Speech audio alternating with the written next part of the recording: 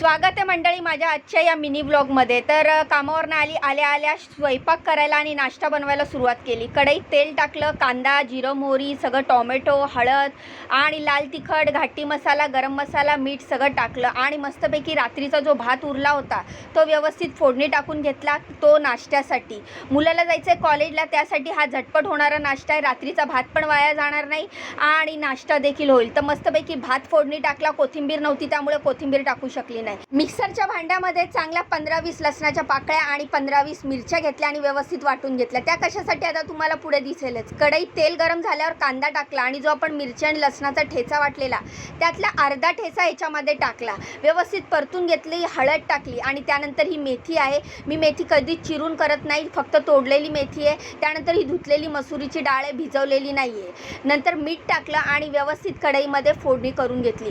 मेथीच्या भाजीला कधीच झाकण टाकून झाकायचं नसतं, जेणेकरून ती कडवी होते। म्हणून मग मेथीची भाजी अशी कढई न झाकताच बनवायची असते।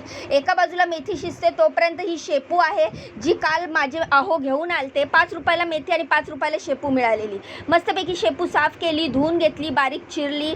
त्यानंतर त्यामध्ये टाकलं बेसन पीठ, ह्याच्या बनवणार आहोत आपण वड्या। आणि तो जो अर्धा ठेचा उरलेला ना लसणाचा आणि मिरचीचा तो देखील टाकला। मीठ टाकलं, हळद टाकलं आणि थोडं पाणी टाकून व्यवस्थित मळून घेतलं। हे आपल्याला थोडं ह्या कन्सिस्टन्सीमध्ये करायचं आहे। आपल्याला ह्याच्या वड्या करायच्या आहेत। तर शेपूची भाजी ज्यांना आवडत नाही त्याच्यासाठी ही मस्त बेस्ट ऑप्शन आहे। पटकन होणारे आणि टेस्टी अशा शेपूच्या वड्या। तोपर्यंत मुलाचा टिफिन भरून घेतला।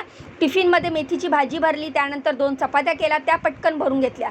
कढईमध्ये पाणी टाकून कढई गरम करायला ठेवली आणि ह्या प्लेटला तेलाने ग्रीस केलं आणि हे जे आपण शेपूचं बॅटर बनवलेलं ते व्यवस्थित त्याच्यावर अंथरून घेतलं। त्याच्यावर तीळ आणि ओवा अशा व्यवस्थित पसरवून घेतल्या आणि हे ताट आता जाणार आहे हे गरम पाण्याच्या कढईमध्ये। तर हे वाफवायचं आपल्याला, जसं आपण ढोकळा वाफवतो त्याच्यावर झाकण ठेवले आणि उरलेल्या चपात्या पटापट करून घेतल्या।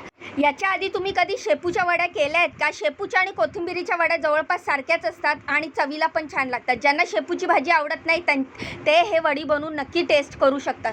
खूपच टेस्टी, क्रिस्पी आणि झटपट होणारी रेसिपी। तर तुम्ही बघू शकता ताटाच्या काटा सुटलेल्या आहेत, याचाच अर्थ आपलं जे आहे वड्या त्या शिजलेल्या आहेत। तर अशा चाकूनी व्यवस्थित त्याच्या चौकोनी फाका करून घ्यायच्या। तुम्ही बघू शकता, तुम्ही अशा देखील या वड्या खाऊ शकता किंवा काळ्या मसाल्याच्या भाजीमध्ये देखील टाकून खाऊ शकता।